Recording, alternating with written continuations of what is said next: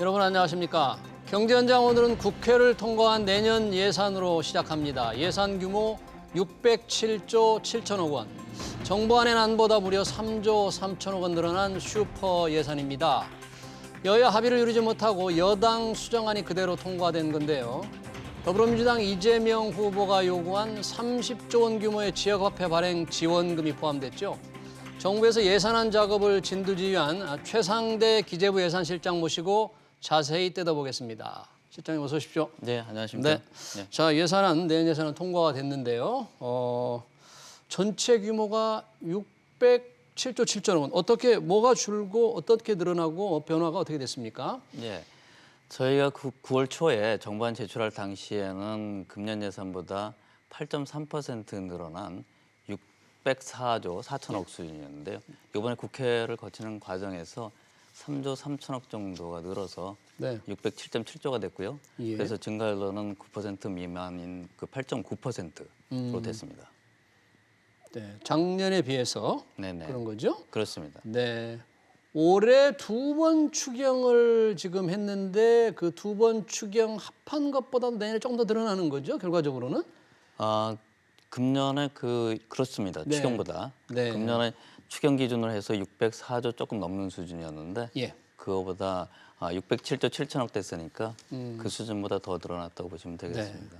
이렇게 이제 지출 예산, 정부 씀씀이가 늘어나는 것은 들어오는 이 세입 예산도 늘어나는 건데 그건 어떻게 늘어나게 되나요? 세금이 더 늘어나게 되나요? 네, 그렇습니다. 아시는 것처럼 최근에 이제 그 예상보다 빠른 경제 회복이 되다 보니까 세수가 이제 더 들어오는 부분이 있고요.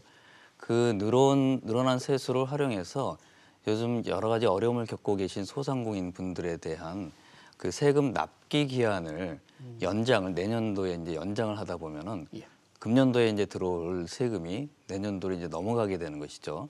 그래서 이제 그런 그 요인 등으로 인해 가지고 내년도 그 세입이 4조 7천억 정도 늘어났습니다. 세금이요? 늘어나게 그렇습니다. 된다 이거죠? 네, 그렇습니다.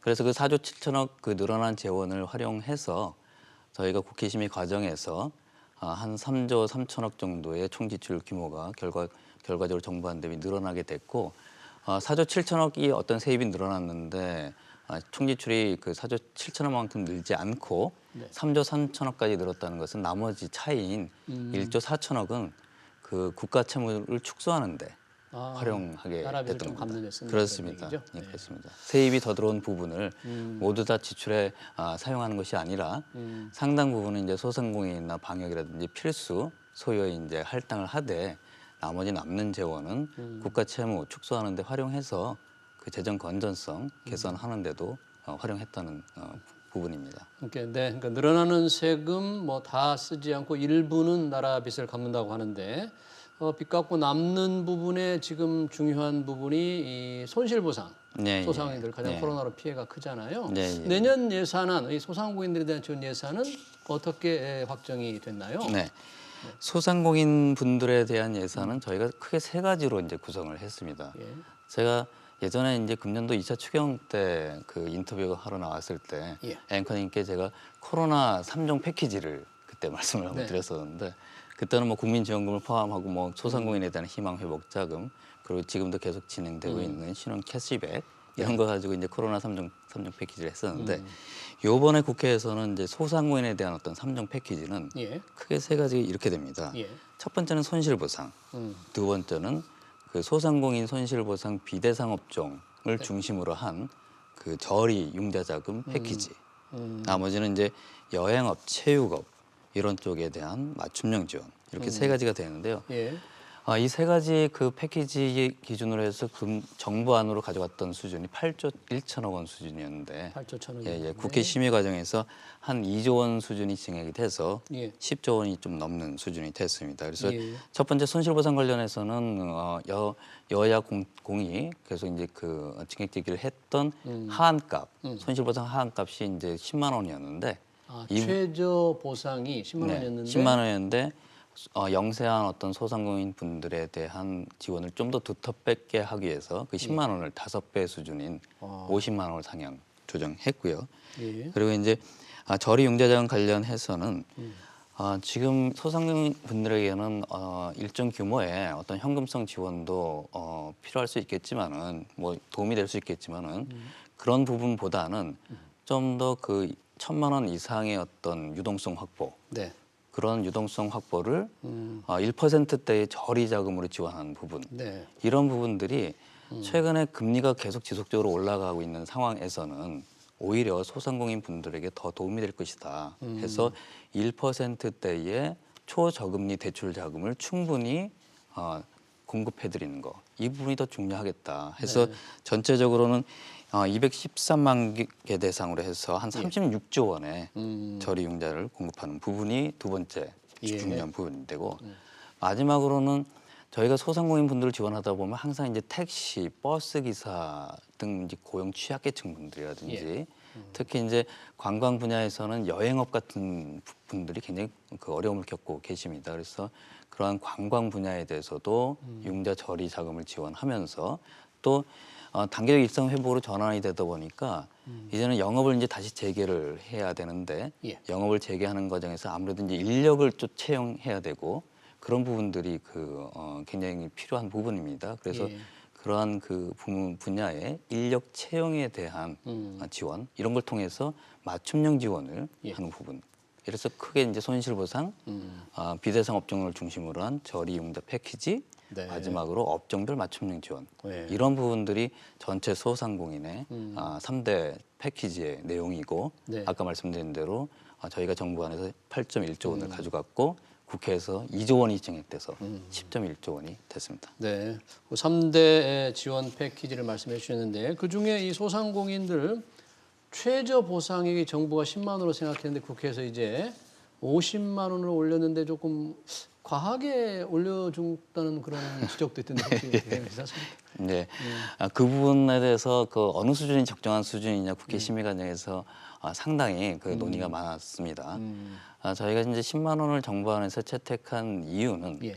10월 초서부터 저희가 이제 그 지급을 하기 시작했는데 손실보상심의위원회를 통해서 저희가 손실보상은 기본적인 어떤 원칙이 피해액에 비례해서 지원하는 개념이지 않겠습니까? 그래서 손실보상액 소요를 산정해 보니 10만 원 이하가 되시는 분들도 뭐 여러 분 계셨던 거죠.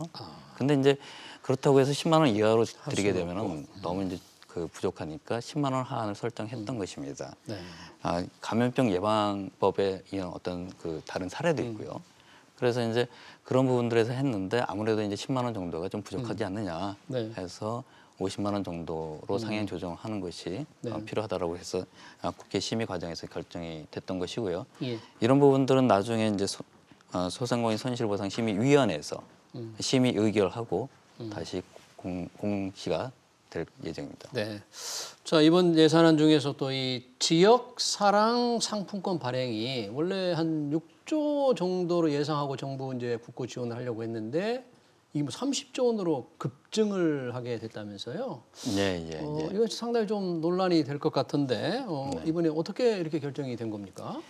그 부분은 이제 지역 사랑 상품권이라고 하는 거는 이제 지자체에서 발행을 하는데 지자체에서 발행하는 지역 사랑 상품권에 대해서 할인율은 이제 10%로 이제 지원을 하죠. 그래서 상품권을 이제 사용을 하게 되면 10% 캐시백을 받는 어떤 그런 효과가 있는데 실제로 지자체가 발행하는 어떤 지역 사랑 상품권 발행 물량에는 그 10% 할인율에 대해서 4%를 국가에서 지원하는 물량이 있고 그 국가 지원 물량 그 없이 지자체가 자체적으로 10% 부담을 다 하는 자체적인 발행 물량이 있습니다. 예. 저희 그 중앙 예산에서 반영되는 거는 그 좀 전에 말씀드린 국고 4% 지원하는 물량 기준인데 예. 그게 저희가 이제 그 금년에 그 내년도 정부 예산은 6조 원 수준으로 가져갔습니다. 그래서 그 6조 원을 내년도에는 15조 정도로 늘리는 개념이고 나머지 15조는 지자체에서 자체적으로 발행해서 하는 물량이 되겠습니다. 그래서 예. 결국에는 이제 국고 지원 물량도 중요하지만은 지자체에서도 여러 가지 최근에 지방 교부세 재원이라든지 지방 재정이 많이 보강이 됐습니다. 충분한 여력이 있고요. 그래서 지자체도 같이 분담을 해서 하다 보면은 결국 국고 지원하는 물량 한 15조 그리고 나머지 지자체가 자체적으로 발행하는 물량 뭐 15조 원 수준이 될 수 있을지 그것은 뭐 지자체에서 뭐 계획을 수립해서 하면 되지고 그렇게 되면 이제 전체적으로 한 30조 원 수준의 네. 지역사랑 상품권이 발행돼서 공급되지 않을까. 네. 그렇게 하여튼 뭐 굉장히 큰 폭으로 늘었는데 지금 코로나 상황이 굉장히 심각한데 내년 예산에 이 코로나 의료 방역 지원을 위해 뭐 추가로 이게 반영된 그런 예산도 있습니까? 어떻게 있습니까?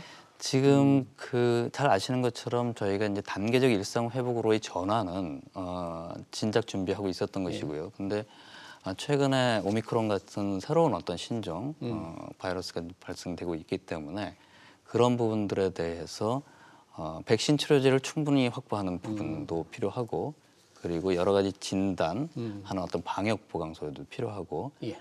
더 중요한 것은 현장에서의 어떤 충분한 중증 환자 등에 대한 병상 확보, 병상 확보하는 예산이 필요하고 거기에다 더해서 더 중요한 것은 그 의료 보호 혹은 인력 부분들이 필요하기 때문에 보건소라든지 아니면 민간 병원에서의 어떤 의료 인력 확충에 필요한 관련된 예산들을 충분히 담고자 했습니다. 네. 마지막으로 이 아동 뭐 보육 조금 취약계층에 대한 지원도 조금 반영이 더 늘어난 것 같은데 짧게 좀 설명해 주실까요? 네. 예, 아동 보육과 관련해서는 아무래도 이제 보육료 인상을 통해서 여러 가지 이제 민간 어린이집 쪽의 지원을 좀 강화하는 부분이 있고요. 예.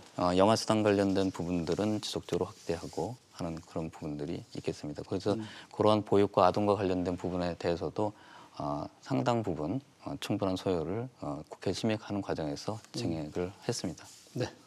잘 알겠습니다. 내년 예산안 607조 7천 원 규모 직접 진두지휘한 최상대 기획재정부 예산실장과 얘기를 나눠봤습니다. 실장 고맙습니다. 네, 감사합니다.